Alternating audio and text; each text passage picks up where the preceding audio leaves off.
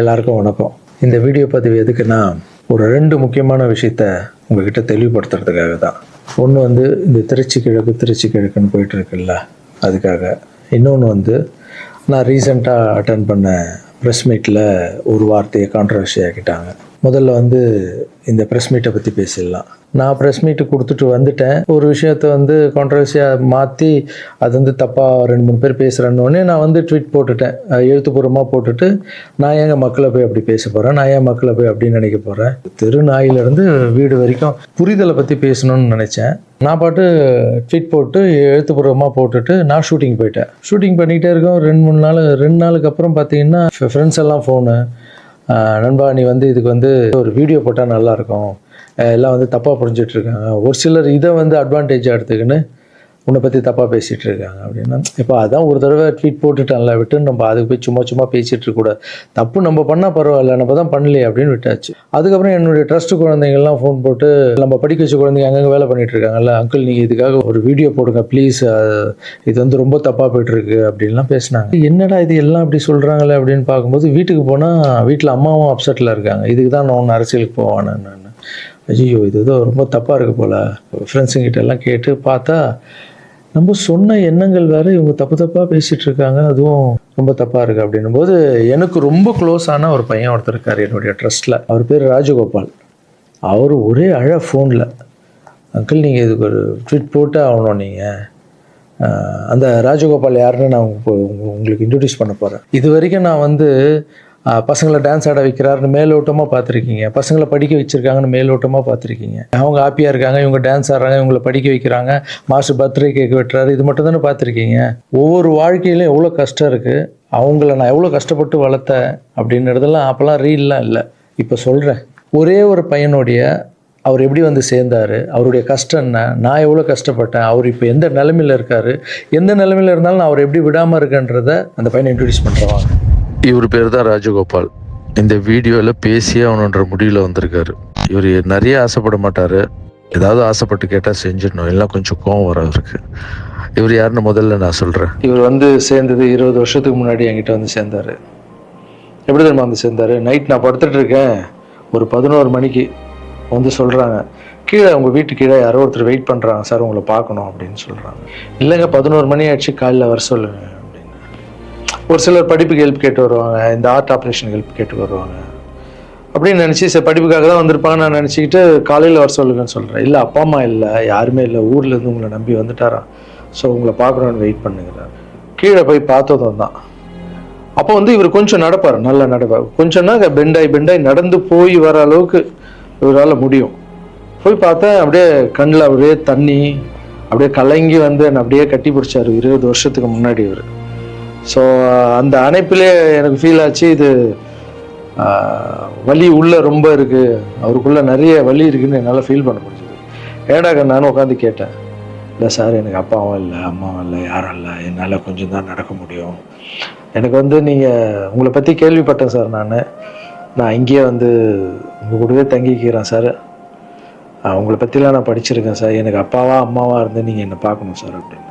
அந்த night time, அவருடைய bag, நடக்க முடியாத ஒரு சூழல் அப்படியே பார்த்து, அப்போ தான் நான் ஆரம்பித்து சின்ன குழந்தைங்க இருக்காங்க, பெரியவங்களை எப்படி சேர்த்துக்கிறது உள்ள, குழந்தைங்க கூட போய் எப்படி நம்ம இவங்கள மிக்ஸ் பண்ணுறது, இந்த டவுட்டெல்லாம் இருக்குது மைண்டில், இதெல்லாம் ஓடுது.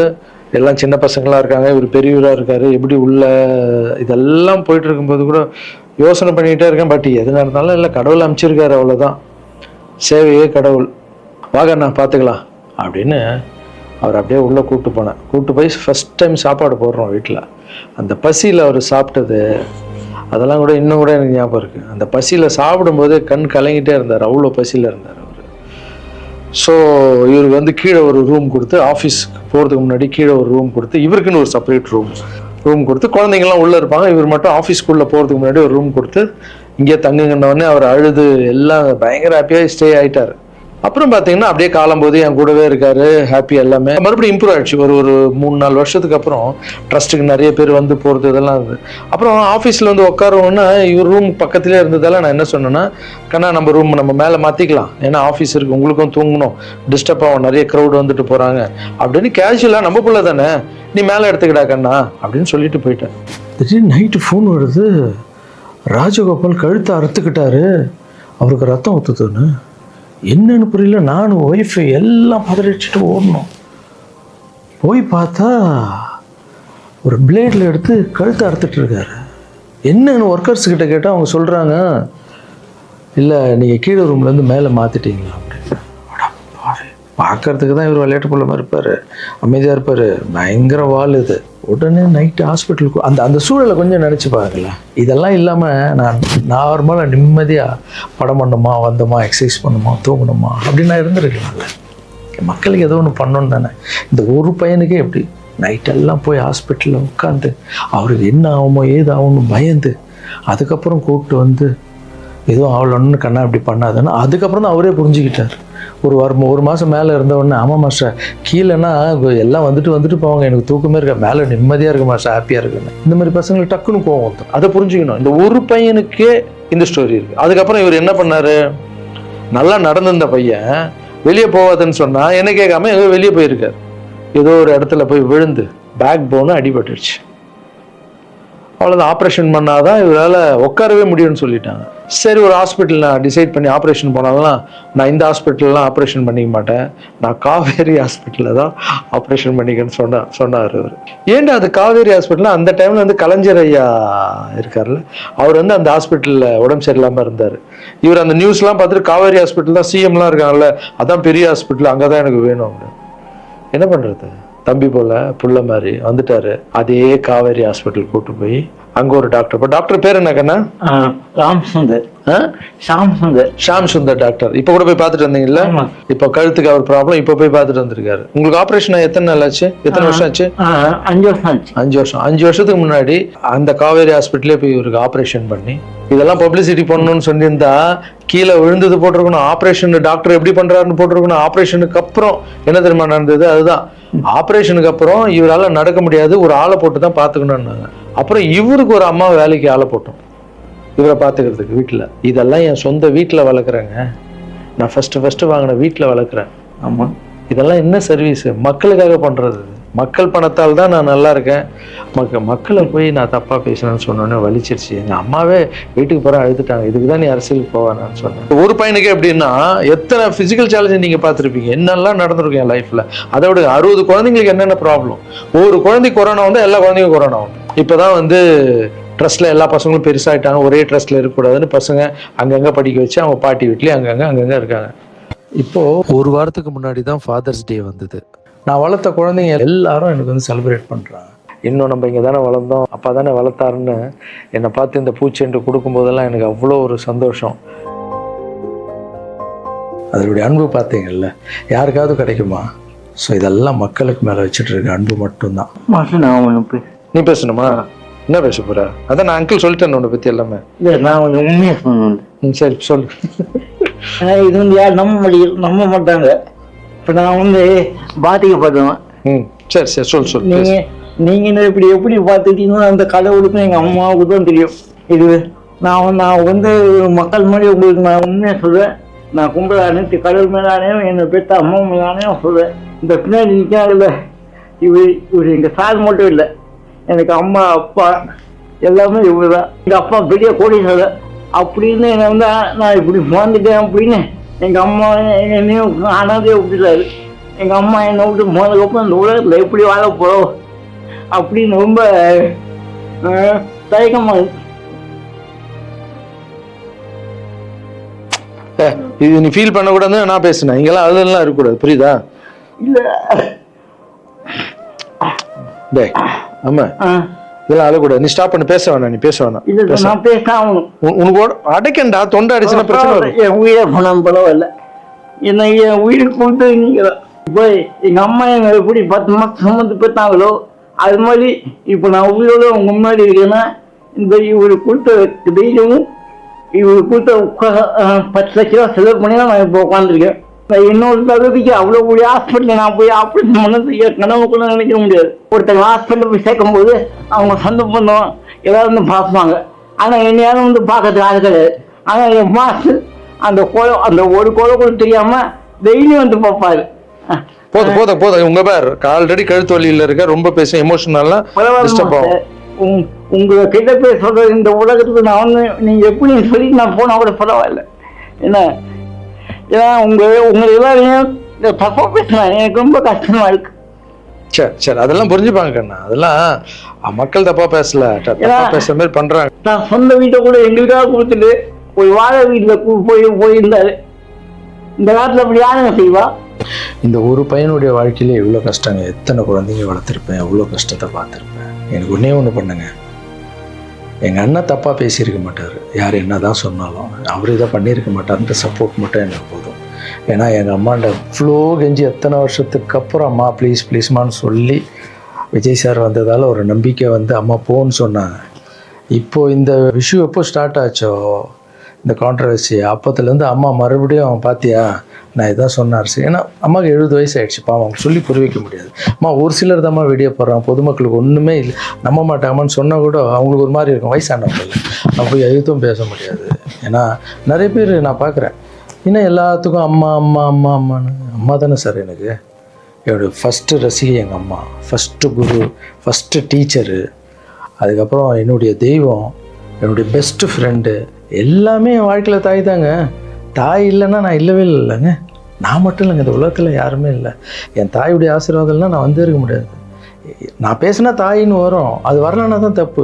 நீங்கள் என்ன எல்லாத்துக்கும் தாய் தாய் தாய், நான் அப்படி தான். அப்புறம் இன்னொரு வார்த்தை கூட கேட்குறீங்க, ஏன் வர்றதுன்னா வர வேண்டியதானே, ஏன் மக்கள்கிட்ட போய் கேட்கணும்? மக்கள் திருப்பி மகிழ்ச்சியும் திருப்பின்ட்டு இருக்குல்ல. மற்றவங்களாம் கேட்க மாட்டாங்க, வந்துடுவாங்க. நான் மற்றவங்க கேட்க மாட்டாங்க, நான் கேட்பேன். என் சொந்தத்தை எல்லாரையும் கேட்குறேன், அதுமாரி மக்கள்கிட்ட ஒரு வார்த்தை கேட்டா என்ன தப்பு? ஏன்னா அவங்க தான் என்னை வாழ வச்சாங்க, அவங்க தான். ஒரு வேளை வந்து லாரன்ஸ்னா நீ அரசியலுக்கு வராத, ட்ரஸ்ட் விஷயமே போதும்னு ஒரு வேளை அவங்க நினச்சிருந்தா கேட்குறதுல என்ன தப்பு? அவங்களுக்கு மரியாதை கொடுக்குறதுல என்ன தப்பு? இனிமேல் நான் கேட்டு தான் பண்ணுவேன். 4 பேருக்கு சாப்பாடு போட்டால் அரசியலுக்கு வந்துடலாமா? மாற்றுத்திறனாளிக்கு 2 பேருக்கு டான்ஸ் சொல்லி கொடுத்துட்டா அரசியலுக்கு வந்துடலாமா அப்படின்னு கேட்குறீங்க. நான் 4 பேருக்கு சாப்பாடெல்லாம் போடலாங்க. பார்த்தீங்கல்ல, ஒருத்தருடைய லைஃபையே வளர்த்து எடுக்கிறாங்க, ரொம்ப கஷ்டம்.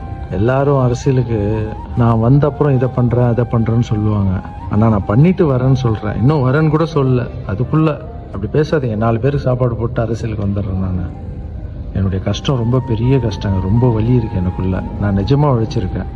இதெல்லாம் கேட்கும்போது மனசுக்கு ரொம்ப கஷ்டமாக இருக்குது. முன்னாடி ஏதோ பேசிட்டீங்க, இந்த வீடியோ பார்த்தீங்களா, இப்போவாது என் கஷ்டம் புரிஞ்சிருக்கும். இனிமேல் அப்படி யாரும் தப்பாக பேசாதீங்க. இந்த திருச்சி கிழக்கு தொகுதி, ஸோ நிறைய பேர் இடத்துல பார்த்தீங்கன்னா திருச்சி தொகுதியில் லாரன்ஸ் மாஸ்டர் நிற்கிறாரு. நிறைய பேர் அண்ணா நீங்கள் வாங்கண்ணா, நீங்கள் வந்தால் நாங்கள் ஓட் போடுறோண்ணா, வெல்கம்ண்ணா இதெல்லாம் சொல்கிறீங்க. நான் ஷூட்டிங் போகிற இடத்துல நான் ஏதாவது ஆஃபீஸ் போனால் கூட வாங்க எம்எல்ஏ சார் திருச்சி தொகுதியில் நிற்கிறீங்களா, எல்லாருமே சந்தோஷமாக கூப்பிட்டீங்க, அன்பாக கூப்பிட்டீங்க. உங்கள் அன்புக்கு எல்லாருக்கும் நன்றி. பட் அது எது தர்மம்னு ஒன்று இருக்குல்ல, என் மனசில் இருக்குதான் நான் இன்றைக்கி சொல்லிடுறேன். நான் திருச்சி தொகுதியில் நான் வந்து நிற்கணுமா, இல்லை விஜய் சார் எப்போது ஹீரோ ஆனாரோ அப்போத்துலேருந்து ஒருத்தர் போஸ்ட் ஓட்டியிருப்பார்ல, அதுக்கப்புறம் அவர் அரசியல் ஸ்டார்ட் பண்ண அப்புறம் அந்த அரசியலுக்காக உழைச்சிருப்பாங்கல்ல, அவர் ஆரம்ப ஸ்டேஜ்லேருந்து வந்தவங்களாம் இருப்பாங்க, அவங்க வரணுமா நான் வரணுமா? விஜய் சார் வீட்டில் இன்னும் எத்தனை பேர் திருச்சிக்காக வெயிட் பண்ணிகிட்டு இருக்காங்களோ நம்மளுக்கு என்ன தெரியும்? அது விஜய் சார் டிசைட் பண்ணணும். விஜய் சார் யார் நிற்க வைக்கிறாங்களோ யார் வேணாலும் ஜெயிப்பாங்க. ஏன்னா விஜய் சார் முகத்துக்கு தானே ஓட்டு விடுது. ஸோ அந்த இடத்துல போய் நான் போய் நிற்கிறதுன்றது அது தர்மமே இல்லைல்ல. யாரோ ஒருத்தர் விதை போடுவாங்க, அங்கே செடி முளைக்கும், அதுக்கு வேலி கட்டுவாங்க, அதை பாதுகாப்பாங்க. ஒரு மரம் ஒன்று வரும், அந்த மரத்தில் ஒரு பழம் வரும், அந்த பழத்தை நான் எடுத்து சாப்பிட்ணுமா, விதை போட்டவங்க சாப்பிட்ணுமா? ஒரு வேளை நம்ம போய் சேரணும்னா எப்படி தெரியுமா சேரணும்? ஃபஸ்ட்டு உறுப்பினராக போய் சேரணும். உறுப்பினராக சேர்ந்து அந்த கட்சிக்காக 3 வருஷம் உழைக்கணும், 4 வருஷம் உழைக்கணும். கட்சியுடைய எல்லா நல்ல திட்டங்களையும் எத்தனை போய் வெளியே சொல்லணும். கடமையை செய் பலனை எதிர்பார்க்காதன்றது தான் என்னுடைய கோட்டை. உழைக்கணும். அப்புறம் கட்சி மேலிடம் பார்த்து சிஎம் பார்த்து நல்லா உழைக்கிறாங்க ஒரு போஸ்ட்டு கொடுத்தா அந்த போஸ்ட்டில் நம்ம இருந்து என்ன பண்ணணுமோ அதை பண்ணணும். அது தர்மம். நான் ஃபஸ்ட்டு என்னுடைய நிலைப்பாடை சொல்கிறேன். நான் எதுக்கு அரசியல் வந்திருக்கேன், ஏன் வந்திருக்கேன், யார் கூட போக போகிறேன் அப்படின்றத இன்ஃபார்ம் பண்ணுறேன். ஒரே ஒரு விஷயம் அவர்கிட்ட ஹெல்ப் கேட்க போகிறேன், எனக்காக இல்லை. எப்படி நம்ம ஹெல்ப் கேட்க போகிறேன்? கலைஞர் ஐயா இருந்தார், அவர் இருக்கும்போது நான் ஒரு சில குழந்தைங்கிட்ட ஆப்ரேஷனுக்கெல்லாம் ஹெல்ப் கேட்டேன், அவரும் பண்ணார். அதுக்கப்புறம் உதயநிதி ஸ்டாலின் சார், அவர்கிட்ட இப்போ தான் லேட்டஸ்ட்டாக ஒரு 2 மாதத்துக்கு முன்னாடி என்னுடைய மாற்றுத்திறனாளி பசங்க மல்லர் கம்பம் கற்றுக்கிட்டாங்க. மல்லர் கம்பம்னா ஒரு கட்டையை வச்சுட்டு அதுக்குள்ளே டான்ஸ் ஆடுறது கஷ்டப்பட்டு கற்றுக்கிட்டாங்க. அவங்களுக்கு ஷோஸ் எல்லாம் வேணும்னு அவர் நம்பர் என்கிட்ட இல்லை, கேட்டு வாங்கி ஒரு வீடியோ அனுப்பிவிட்டேன், அவ்வளோதான். அவர் என்ன பண்ணார்னா ஸ்டாலின் சார் சிஎம் சாருக்கு இதை அனுப்பி கேட்டு ஒரு வாரத்தில் சிஎம் சார் முன்னாடி ஆட வச்சுட்டாங்க. ஸோ அவங்கெல்லாம் அப்படி பண்ணியிருக்காங்க. அப்புறம் அன்புமணி ராமதாஸ் சார் பண்ணியிருக்காரு. நிறைய குழந்தைங்க ஆப்ரேஷன், அவர் ஹெல்த் மினிஸ்டராக இருக்கும்போது, நீங்களே நடிகராக இருக்கும்போது நான் ஒரு குழந்தைய கூப்பிட்டு வந்தேன், நீங்களே உங்கள் சொந்த காசு போட்டு ஆப்ரேஷன் பண்ணி அந்த குழந்தைய காப்பாற்றி கொடுத்து, நடிகராக இருக்கும்போதே ஒரு குழந்தைய காப்பாற்றிங்க. இப்போ சிஎம் ஆகிட்டீங்க, தைரியமாக அந்த உரிமையோடு கேட்பேன், ஒரு 1000 குழந்தைக்கு பண்ணு. 1000 நீங்கள் நினச்சா என்ன வேணால் பண்ணலாம் உங்கள் மினிஸ்டர்ஸ் கிட்ட சொல்லி. அது உரிமையோடு வந்து நான் போய் கேட்குறதில்ல, நியாயம் இருக்குது. அது சிஎம் பண்ணும்போது அதை வெளியே வந்து சிஎம் எனக்காக என் நண்பர் வந்து இத்தனை ஆப்ரேஷன் பண்ணார், இத்தனை குழந்தைங்க இந்த ஹெல்ப் பண்ணாருன்னு அப்போ பெருமையாக சொல்லிக்கலாம். நம்ம அதுக்குன்னு ஃபீல் பண்ணுறாதீங்க. அண்ணன் அரசியலுக்கு வரமாட்டார் போல். திருச்சி கிழக்கில் தான் நிற்கலன்னு சொன்னேன், அதுதான் தர்மம் இல்லைன்னு சொன்னேன், வேற எங்கேயும் நிற்கலன்னு சொல்லல. நிற்போம் பொறுமையாக, அடி மேலே அடி எடுத்து வச்சு. அவசரப்பட்டு என்ன இது சீக்கிரம் வாங்கலாம் அப்படின்னு சொல்கிறேன். என்ன காய்கறி கடையாக போய் வாங்குறதுக்கு? இவ்வளோ நாள் நம்ம உழைச்சி காப்பாற்றி வச்ச பேரெல்லாம் ஒருத்தருக்கு போய் சரண்டர் பண்ணிவிட்டு அவங்களுக்காக உழைக்க போகிறோம்னா அங்கே நம்மளுக்கு சீட்டு வேணாம், எதுவும் வேணாம், மரியாதை. எங்கே நம்மளுக்கு மரியாதை நல்லா கிடைக்குதோ, யார் கூட போய் சேர்ந்தால் மக்களுக்கு நல்லது நடக்குமோ எல்லாம் திங்க் பண்ணி அழகாக பண்ணுவோம். ஏதோ ஈஸியாக கிடைக்குதுன்னு எம்எல்ஏ சீட்டில் வந்து உட்காந்துக்கிட்டு, இல்லை மினிஸ்டர் சீட்டில் உட்காந்துட்டு பதவி அனுபவிக்கிறதுக்காக வருவானா, என் சுயநலத்துக்காக வரேனா, இல்லை மக்கள் பின்னாடி வந்து நிற்கிறேன்னா, மக்கள் பிரச்சனைக்காக நான் வரேன். மக்கள் பிரச்சனைக்கு வர்றது தானே இங்கே கரெக்டான ஒரு விஷயம். இப்போ ஏதோ ஆசைக்கு ஏதோ கூப்பிட்றாங்க, அப்போ நம்ம போயிட்டு பதவியை அனுபவிக்கலான்றது தப்பு இல்லைங்க. அதுதான் என்கிட்ட ஆல்ரெடி இருக்கேன், நான் சந்தோஷமாக தானே இருக்கேன், என்கிட்ட எல்லாமே இருக்கேன். மக்கள் பிரச்சனைக்காக நம்ம வந்து எங்கே போகணும், யார் கூட போகணும், எப்படியாப்பட்ட அரசியலை கையில் எடுத்தால் மக்களுக்கு நல்லது நடக்கும்ன்றத நல்லா திங்க் பண்ணி பொறுமையாக நானே உங்களுக்கு இன்ஃபார்ம் பண்ணுறேன். 2 படம் போயிட்டு எவ்வளோ சீக்கிரம் சொல்ல முடியுமோ நான் உங்களுக்கு சொல்கிறேன். தேங்க்யூ. சர்வீஸ் இஸ் காட், மாற்றம் சேவையே கடும். பாய்.